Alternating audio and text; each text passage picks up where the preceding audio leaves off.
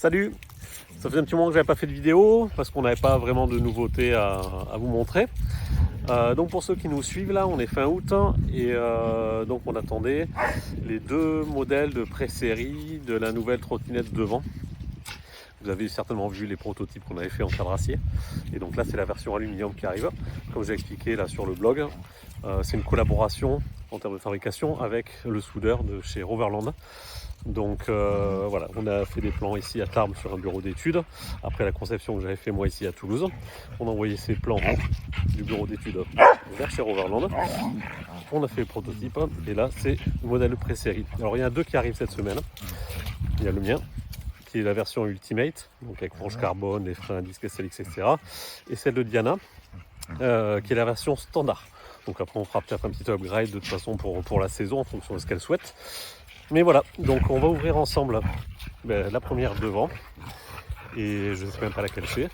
Et puis on va la monter ensemble, justement comme on fait d'habitude sur les vidéos, parce que si vous la commandez, c'est comme ça que vous allez la recevoir. Vous voyez, en fait, les chiens sont hyper excités. Bon, c'est pas pour la trottinette, mais bon, voilà. Il y en a un qui attend qu'elle soit montée pour aller en faire, c'est 7. Allez, donc c'est un gros colis, toujours pareil, c'est pas livrable en point relais pour l'instant, peut-être que ça changera, mais pour l'instant c'est à domicile chez vous. Vous avez un lien de suivi en fait qui est envoyé via DPD. Et vous pouvez modifier la livraison quand vous la recevez. Là en termes d'expédition, une fois qu'elle est fabriquée, peinte, montée, on est à 3 jours. Donc c'est hyper rapide, c'est un transport express. Mais il faut qu'elle soit terminée, peinte pour ça, puisque c'est des modèles personnalisés. Allez, bon, je vais vous enlever la partie déballage de l'adhésif, ça n'a pas d'intérêt, puis on reprend quand j'ai sorti la trotte. Je vous filme quand même l'intérieur du carton, donc on va découvrir quel modèle c'est. Moi je pense qu'au niveau de la couleur, vous avez deviné à qui elle est. On est sur le rose, donc c'est la trotte de Diana qui est arrivée en premier. Voilà, donc à l'intérieur tout est bien protégé, il y a des mousses partout, donc il y a juste la fourche et le guidon qui sont séparés mais toujours attachés via le frein, donc il n'y a pas de risque et c'est simple à remonter. Les deux roues, des mousses un peu partout. Voilà, donc là on est sur un carton un peu plus grand que les cartons classiques Roverland, puisque c'est une trottinette qui est plus grande et en route 29 pouces, comme vous avez qu'à aller le lire sur le blog, où il y a tous les détails, ou sur la fiche produit. Allez, je vais la sortir. Voilà, donc là elle est sortie, donc comme vous voyez tout est solidaire, pour pas que ça bouge pendant le transport. Donc il faut couper tous les colliers bien sûr, enlever les protections, enlever les plastiques, et puis après faire le montage. Le plus long c'est ça, parce qu'après le montage il est hyper rapide, on peut pas se tromper. La seule chose où il ne faut pas se tromper quand vous allez la remonter, c'est qu'il a déjà mis, pour une question de transport, le jeu de direction sur le pivot de la fourche. Donc au niveau des parties, il n'y en a qu'une seule qui va aller en bas, c'est celle-là, qui est déjà en bas. Le reste, là, tout ce que vous voyez, la petite bague conique noire, la petite bague là ici en alu, et ça, tout ça, ça ira au-dessus. Ça ira au-dessus ici. Donc s'il va en dessous, là, à ce niveau-là, ici, c'est uniquement cette partie-là. Rien d'autre. C'est le bon sens. Il a monté ça dans le bon sens, donc il faut le respecter. Vous enlevez juste toute cette partie-là ici. Vous allez la sortir. Donc pour ça, vous dévissez ici. Là, il y a une petite partie en plastique. Vous dévissez, vous enlevez le capuchon. Ce capuchon ira sur la potence. Voilà, vous enlevez ça. Vous sortez tout, sauf ce qui est en bas. On a enfilé la fourche dans le cadre et puis après on viendra replacer ça exactement dans le même ordre. Donc je vous conseille de prendre par exemple une petite photo pour savoir dans quel ordre c'est, si vous voulez la remonter correctement, si vous mélangez tout. Voilà, une fois monté ce que ça donne, donc ça va bien dans son logement. Cette partie là aussi avec les bagues, il me reste plus qu'à mettre donc la potence dessus et remettre le capuchon. Donc la potence, vous pouvez la mettre dans les deux sens, soit inversée, soit en hauteur, en fonction de ce que vous souhaitez. Là aussi, il y a un article de blog qui permet de savoir un peu comment régler votre potence. N'hésitez pas à aller le consulter. Voilà, j'ai enlevé le scotch. Donc vous voyez en haut, il y a déjà en fait le roulement étanche. Et en bas, idem. Vous avez le roulement, donc avec ce support là qui va aller directement dedans. Les roues sont déballées, donc vous ne pouvez pas vous tromper là sur les roues avant, sur la version standard. La roue avant en fait, vous avez le blocage rapide. Voilà. Ici. Et la roue arrière, donc c'est creux, c'est pour l'axe surdimensionné en boost. Quand vous allez monter la roue avant, donc vous avez enlevé tous les plastiques, il y a encore ça là ici. Bon, ça c'est pareil, c'est pour éviter que la fourche bouge dans le transport, donc ça vous l'enlevez, vous le retirez tout simplement. Voilà, et vous avez cette partie orange du frein à disque qu'il va falloir aussi enlever parce que le disque il va se glisser là. Voilà, c'est pas compliqué, mais pensez-y, sinon vous ne pourrez pas mettre la roue. Donc voilà, la trottinette devant qui est montée. On va parler des spécificités, je vais y arriver, les spécificités, excusez-moi, de ce cadre-là, puisque c'est quelque chose qui n'a jamais été fait en termes de géométrie.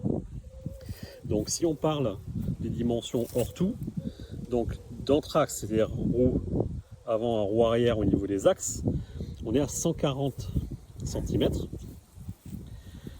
Et hors tout, donc si vous êtes en 29-29, du pneu avant au pneu arrière, on est à 211. Ça en fait la trottinette la plus longue du marché. Donc la plus longue du marché veut dire aussi la plus stable. Roue de 29-29 plus cette dimension, vous avez un rail. C'est quelque chose qui va vous amener beaucoup de stabilité à haute vitesse. Donc que ce soit en descente, ou que ce soit avec des chiens qui tractent fort ou en attelage. Vous avez quelque chose, on ne pourra pas chercher mieux en termes de stabilité sur cette géométrie. Rajoutez à ça que par rapport au Roverland classique, on a une hauteur de plateforme ici par rapport au sol qui est à 9,5. Donc en fait, vous êtes 2,5 cm plus haut que la plupart des trottes de course qu'on a sur le marché, mais qui sont surtout destinées aux courses des pays de l'Est ou aux courses plates. Mais vous êtes 4,5 cm en dessous de la Roverland traditionnelle.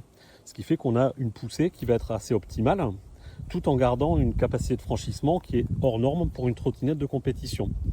Voilà, on est plus là sur des dimensions en hauteur de ce qu'on appelle les trottinettes de loisirs, où on ne veut pas trop s'embêter à frotter partout. Alors ça n'empêchera pas de frotter, bien entendu, mais par contre vous passerez quand même beaucoup plus vite sur les obstacles qu'avec une trottinette qui fait 7 cm, notamment dans les virages.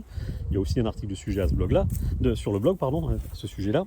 Si vous tournez avec une plateforme qui est basse, 7 cm, ben vous la rapprochez du sol. Et donc la moindre racine qui frotte ou le caillou ben vous expulse hors de la trajectoire, fait déraper la roue arrière. Là, on va limiter ce phénomène-là avec cette hauteur de 9,5 cm. Au niveau de la plateforme, encore une fois, on est sur quelque chose de beaucoup plus long que la Roverland classique. Alors, c'est pas non plus hors norme, on est dans des dimensions qui restent correctes parce qu'après sinon on aurait trop de fléchissement, comme sur le premier prototype que j'avais fait. Là, on a vraiment quelque chose qui est rigide, mais qui va me permettre de mettre vraiment les pieds comme je veux. Là, chose par exemple du 44, vous voyez, j'ai encore de la place. Je vais pouvoir mettre mes deux pieds facilement, caler le pied même à l'avant si je veux, caler le pied à l'arrière, parce que ça, je sais qu'il y a des personnes, dédicace à Sandrine, qui aime bien en fait pouvoir caler son pied derrière pour pouvoir tirer la trotte. Donc la plateforme pour moi elle est optimale. Elle est ajourée, donc pour la boue c'est impeccable. On peut rajouter du grip si on veut, aux intermédiaires si on a peur de glisser, mais clairement ça n'a pas trop d'utilité.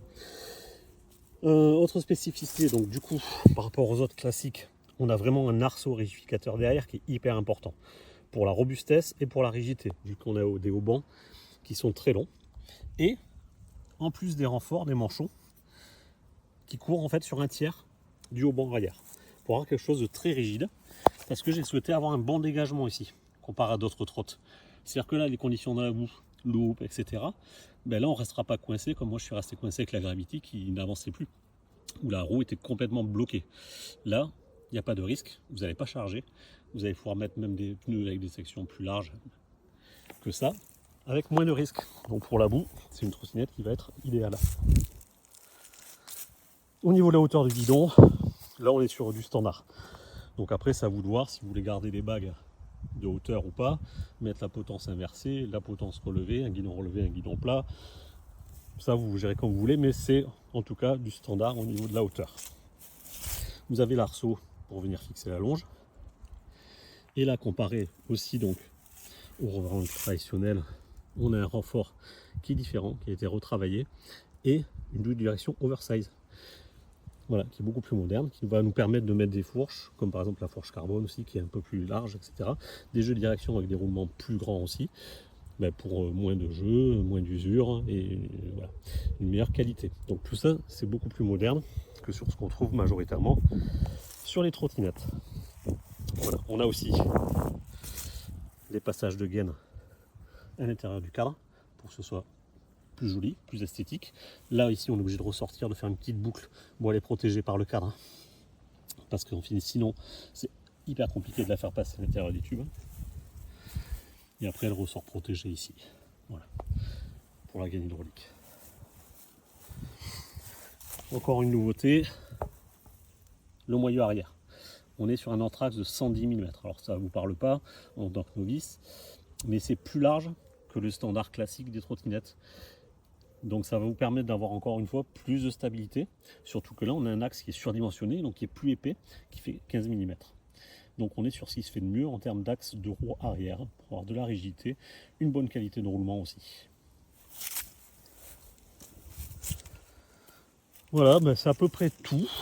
J'ai peut-être zappé quelques détails, mais voilà, on est sur un cadre qui est 100% nouveau, qui a été totalement travaillé par rapport à mes plans, puis ceux du bureau d'études, puis la conception par le soudeur de chez Roverland, mais elle serait bien distribuée donc sous la marque Devant à partir du mois de septembre.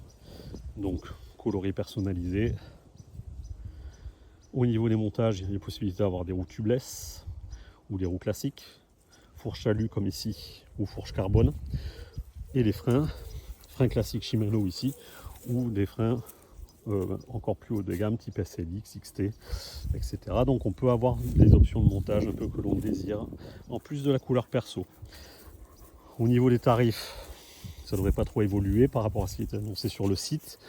Voilà, on a fait au mieux pour que ça colle au marché, pour avoir un produit qui est fabriqué en Europe et qui répond à toutes les exigences de qualité qu'on recherche, et surtout une géométrie qui n'existe pas sur le marché, qui est vraiment taillée pour nos courses ici françaises, qui sont plus souvent techniques que très roulantes. Voilà. Bon, la prochaine vidéo, ce sera certainement pour la Ultimate, donc qui est la version un peu upgradée de celle-là, puisqu'on va essayer les deux avec Diana là sur les prochaines vidéos, pour vous dire exactement ce qu'on pense en dynamique, puisque là c'est du statique. Allez, salut!